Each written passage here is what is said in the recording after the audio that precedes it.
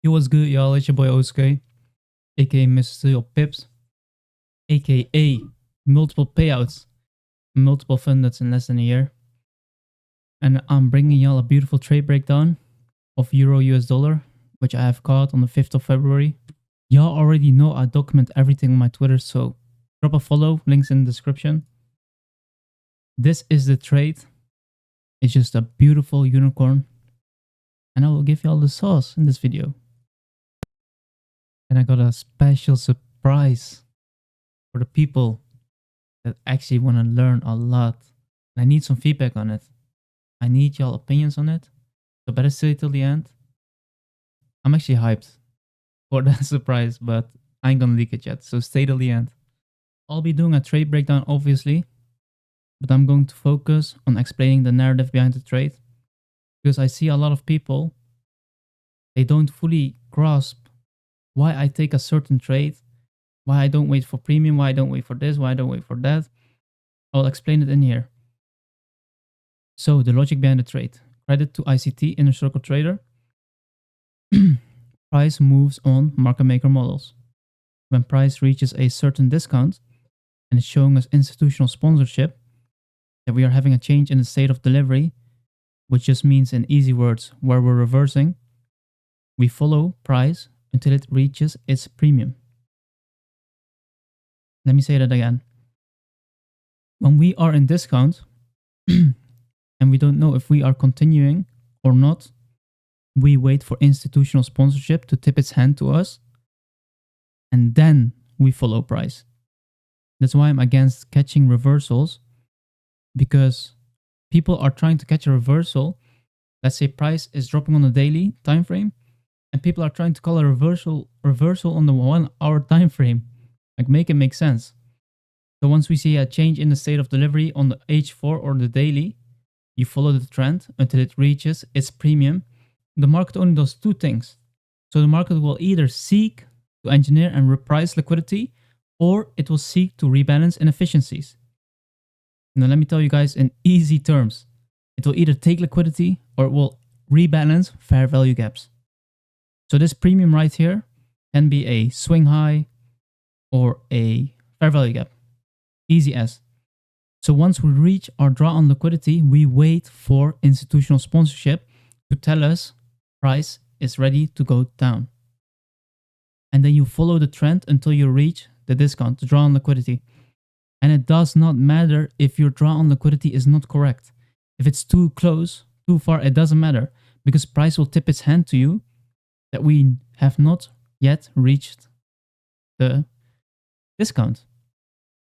It is that simple. Stop overcomplicating it. So the market does two things.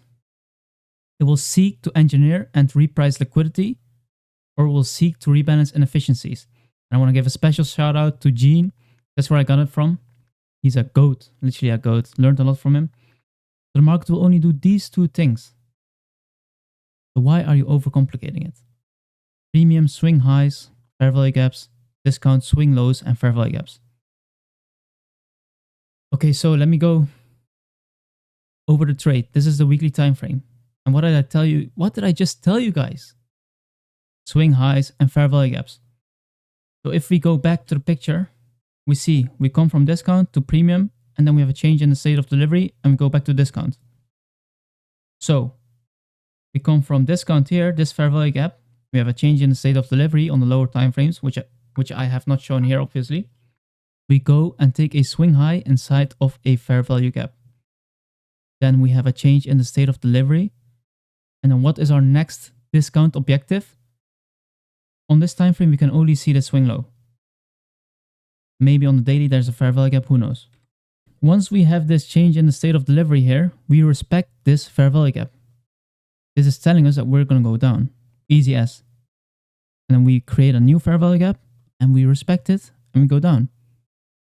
So once we reach this premium, this weekly fair value gap with the weekly swing high, and we have a change in the state of delivery, you should already know, even maybe on the 4 hour time frame, you should already know that we're going to seek liquidity, or we'll rebalance some kind of inefficiency.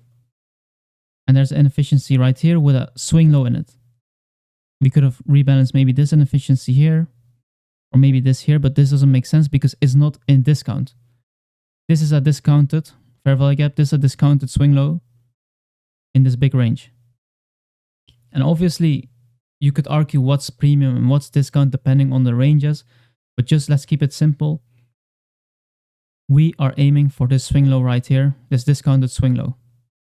Like that was my logic behind the trade. It's just logical. You just follow the trend. It's not that hard. Stop making it complicated. It's easy. It's too easy. Okay, so that was the daily time frame. Now let's go to the H4 time frame. We see the price is respecting the daily fair value gap, generating fair value gaps to the downside. And then we have the sweep of liquidity here. We have this balanced price range. And then we sweep it again. And then we melt. I'm not sure. Maybe this was NFP. This should have been NFP. I just checked. I was correct. It is NFP. So this NFP, that, oh, let me drop a gem. Let me drop some sauce for y'all. So why did this not hold? Because we have NFP. We have NFP ready to wreck all these. Let me not cuss on my video. That is ready to wreck all these losers that are trying to short this sweep into the breaker. That is why time and price, not just price, it's time and price. Use your brain, backtest this stuff. Don't take my word for it, backtest it. Make it make sense. Like, how can it be this beautifully delivered? It is insane. So let me go back to the 4 hourly actually. So we sweep that, we drop down, we have a breaker right here. Let me see, yeah, we have a breaker right here. And then we, on the H1 time frame, we respect this breaker. And then the market opens up in a gap on a Monday after NFP.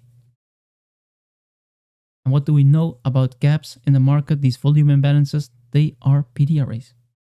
So you can use these as PD arrays. So let me just go on the chart right now and give you all the sauce in detail. Yes, sir. We're here. We're here, boys. All right, ignore this daily candle. It's just showing because there are some data points there. And on TradingView, unfortunately, if you have some candles like from the hourly showing from that day, it just shows the whole candle. Let's just ignore that. All right, pay attention. So let me refresh your mind. We took this swing high, tapped into a weekly fair value gap, displays down. Price is telling us we're going down, and our draw on liquidity was this swing low inside of this fair value gap. And okay, guys, let me give you all some sauce. So if we tap this daily premium right here, this fair value gap, right? And we displace down. I actually saw this on Twitter, I think, like a lot of people's weekly outlook. Yeah, oh my god, I'm gonna drop that tweet in the video actually. Let me just do that right now actually. Let me do that right now. So as you guys can see on the 5th of February in the morning on Netherlands time. So this was like 3 hours before London open kill zone. I said, LMAO, these weekly outlooks. Y'all gotta realize when there's trapped traders, that price won't retrace far. Why would price allow these losing MFs to offload their positions for a smaller loss? Getting boring now seeing people make the same mistakes every day. And then I posted some proof. What did I say? Easy as. Now let's go back to the charts. Yeah, you already know I don't cap. That's why you need to follow me on Twitter. I'll be dropping the sauce. That's crazy. That is so crazy. So if we tap this daily premium right here, why would price, before reaching draw on liquidity, why would price have to move back all the way to discount here, then drop? Does it make sense? It doesn't, because we have trapped traders. People that were trying to long this breakout, they failed because this is like a squeeze. People are waiting to long it. And then on this side, it's the people longing trend lines or something. I don't know, but let's just say there's a lot of trapped traders right here. If you don't understand the logic, you should watch ICT's videos on institutional swing points. That really changed the game for me. And I dropped that video actually in my Discord, so join the Discord if you haven't yet. So a lot of trap traders here. Why would we go back into discount of this range? Why? Why on earth would we do that? We don't. Well, for now we don't. But with that logic in my mind, I'm like, okay, we swept all these people right here. They were shorting, right? And then we displaced down with NFP. And even if we have NFP, like, how many orders do you think there are here? Do you think it's logical for price to take all these orders and then go down? Or do you think it's better that it finishes getting its draw on liquidity and then takes all these orders on top of there? Because these orders, who says they're gonna TP here like us, like the smart people? Well, I don't want to, like, let's just say like the smart, quote unquote, smart money people. There's not so many smart ones left anymore. Now I'm trolling. Let me stay focused on the video. So why would price, as I just said, come back all the way just to get the people that were shorting out? Like, there's one liquidity point. Okay, so with that logic in mind, I like, okay, the draw on liquidity is here and it's close. Let me drop another gem. When the draw on liquidity is close, price will reprice there very, very, very quick. Why? Because we don't want to make these people close their positions. We want to stop them out. That's why price will go there real quick. Now let me go back to the hourly, bro. There's so much that goes into price. Like, if I want to explain it, like all this stuff, I should write it down and then explain it. Then I will lose so much time. But there's so much to price. So I hope you guys actually pay attention to what I'm saying. Like, I'm going back and forth. But it's all creating a narrative. So we sweep this high, displace down. We have this breaker. We respect this breaker. And then we gap down on a Monday. We have a volume imbalance that we can use as a PD array. Now let's mark out the times of London open kill zone, which is here. 2 to 5. So this is our time window to hunt for setups. And we have taken Asia liquidity. We have taken this high here. Let me make it easier for everyone. Open up my indicator. As you guys can see, we have taken Asia high and we displaced down, leaving equal highs right here. So why would you short that? I hope you didn't. I really hope you didn't. Let's forward price. So with the narrative of price in mind, we have a close draw on liquidity. What are we expecting from the weekly? We are probably expecting price to take this draw on liquidity, leave a Tuesday low of the week, and then come back to premium, which is this volume imbalance right there, and then potentially continue. That's the difference between a professional and a non-professional. They don't, like, the non-professional doesn't know what he wants to do. He has no plan, nothing. He's just trading. I have a whole plan in place. I knew this is my key level where I'm going to hunt for setups. Now, because this is my key level does not mean I will immediately short from here. This does not mean I will go short like this, put my stops above this volume imbalance and go short. No, that is, don't do that. I'm going to explain you why now.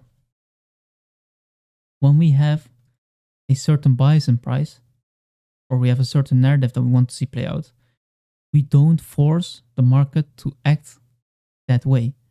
We wait for price to validate this to us on the lower time frames. Now, how does that look? I'm going to show you how that looks in my book. So we sweep this high right here, and then we displace down. We have a fair value gap here. And as you guys know, that I've shown on my Twitter that I entered a bit prematurely, but my instincts just took over in this trade. Because, like, I've seen it happen so many times, but I am not proud of myself that I did that. I should just stick to my playbook. So with this, I'm trying to show you guys I'm not perfect either. I make mistakes, and I'm also sad because I did not manage this trade properly. So I'm going to do the trade breakdown on how I wish I took it, so you guys understand that too. Let's see. Low, high, low, high, low, higher high, lower low. That means there's a beautiful 2022 model taking the people shorting at I think we call this Frankfurt Open, I'm not sure. Inside of a PD array, we have a draw on liquidity.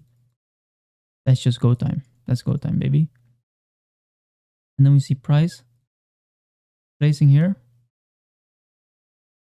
And then ideally, because we have a fair value gap right here, I would just probably market executed here. That would be ideal for me. And then my targets, because it's exactly at this low, I would target beautifully 2 standard deviations. But if you want a more confirmation, like an actual closure and displacement under this low, you could have waited and then set your limit on the breaker or wherever you want it, because it does not really make sense for price to go over this propulsion block, get inside this fair value gap, get inside this fair value gap, because then we already violated way too many PD arrays. So let's see what price, I'm not sure what price does. Maybe it's going to come back to this fair value, I don't know, but in an ideal scenario, I would either set my limits on this breaker or market execute instead of entering prematurely as I did. And that's crazy. As you guys can see, it beautifully respects this breaker, and that's when you know you're on the right side of the market. When these PD arrays hold price like a linebacker, like it pushes price away, that's when you know that you're on the right side of the market. So that's why I'm extremely sad that I mismanaged this position. I closed it way too early because my rules state that I should take profits at 2 standard deviations. So I took profits around here, but my entry was like real high. I'm not sure where anymore. So around here, I said, by the way. So price makes its way to 2 standard deviations. And then I would have took out 75% probably. And let me drop some sauce again. As if I didn't drop enough sauce, bro. Let's put this to the left so it's easier to see this price action right here. High, low, higher high, low, higher high again, and then lower low right there. So let me actually draw this out properly. And then, as you guys can see, we can validate this unicorn by these fair value gaps right here. So that's displacement in my eyes. Even though it's not perfect, beautiful displacement, it is still displacement. Like, you cannot argue the fact that this is not displacement in my opinion, because it's leaving fair value gaps. But then once we close under this breaker, you could have set your limit right here. I'm not sure if it comes back, but that's one of my models. And like, you could set your stop here, but is it logical that it's going to come back all the way there when we have a fair value gap here, fair value gap here, and the order block here? Like, you could maybe choke it like this. 7.2 pips, beautiful. And then you could have targeted the draw on liquidity, which we were talking about. That would have been the ideal day for me. But unfortunately, I let my emotions get the best of me, and it happens to everyone. I'm telling y'all, so you guys understand that everyone makes these mistakes. And if you are not comfortable talking about your mistakes, then how are you going to become a good trader? How? It makes no sense. And let's see what price did. Let me just get a little psychology sauce in this video. If you are not comfortable to tell your mistakes to others, or talk about them with yourself even, how are you going to become a good trader? Because in trading, we're going to lose. Like, it makes no sense. You're going to lose. Like, no one has a 100% win ratio. So why are you not comfortable with your losses? Review them, see where you can go, see where you can do better. And as I did, I even review my winner. That's what you should strive for. Being comfortable with your losses. Talk about them with your friends, review them, and improve. Don't be like these other people that are insecure. They're like, yeah, I won, I'm the GOAT, blah, blah. Stop the cap. All right, and let's then go back about this New York short. We have not reached premium in this leg right here. And we are extremely close on the draw on liquidity. So why not take the risk? Because when we are extremely close in the draw on liquidity, and we come off a breaker, and we have institutional sponsorship, which is quite obvious, we're stopping out these people that trailed their stops here.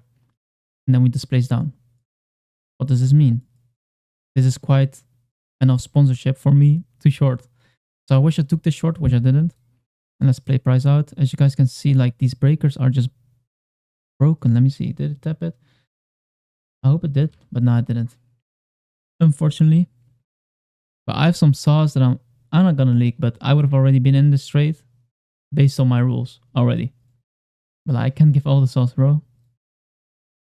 Let's see. And then we had news embargo here, probably.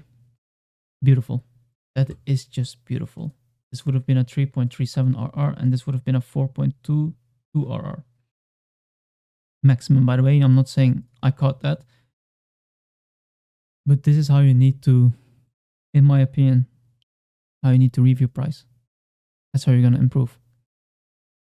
So even though after I did this, you guys should open your chart and check it for yourself as well.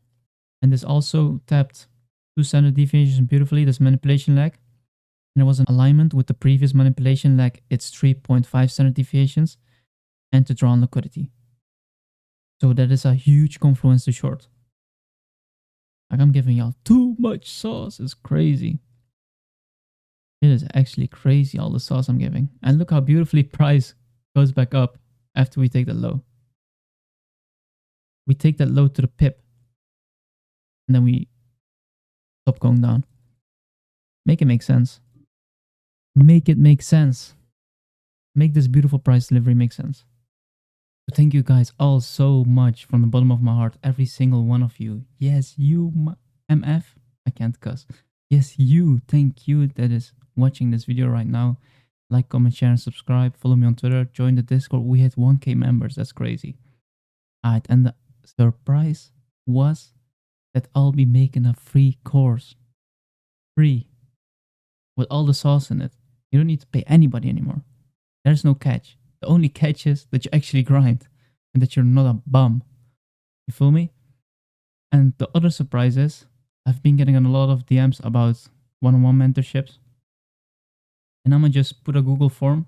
Also for the course, I'm going to put a Google form down here.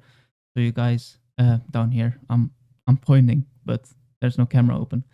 Down in the description, I will be putting 2 forms, one for the mentorship, one for the course. I'll be gathering some feedback, and if there's enough demand for the mentorship, I'll open one up. But you guys already know I'm scaling like crazy. I don't even know if I have time for that and if it's worth for me. So if there's enough demand, which it looks like it is because I'm getting a lot of DMs, but you know how people are. They just ask stuff and don't follow through. So I'll put that down there. For the course, give me some feedback on what you guys want to see. I will put a curriculum or content or whatever you call it in there. And if I miss some stuff or if some stuff is not that important, you guys can drop some feedback. And I get that feedback, apply, and I'll drop the craziest sauce. You already know how my videos are. 43.3% are subscribed. It keeps coming back to watch more. That's quite insane if you ask me. It goes to show that I'm actually dropping sauce that people like and come back and watch. They already know if I drop that course, it's gonna take over the trading space. I already know. Alright, thanks for watching. Peace.